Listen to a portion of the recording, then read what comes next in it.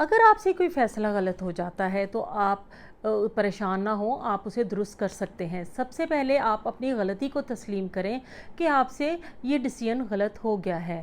اس کے بعد آپ یہ جاننے کی کوشش کریں کہ ایسی کیا وجوہات تھیں۔ کیا آپ نے جلد بازی کا مظاہرہ کیا؟ کیا آپ نے ریسرچ ورک نہیں کیا؟ یا آپ جذبات کی رو میں بہہ گئے تھے؟ اس کے بعد آپ اس فیصلے میں تبدیلیاں پیدا کریں۔ تبدیلیاں کرنے سے جو ہے وہ ہم اس کو درست کرنے میں کامیاب ہو سکتے ہیں۔ تبدیلی کرتے ہوئے بہت سی مشکلات آتی ہیں، کیونکہ کسی چیز کو ٹھیک کرنے کافی مشکل ہوتا ہے۔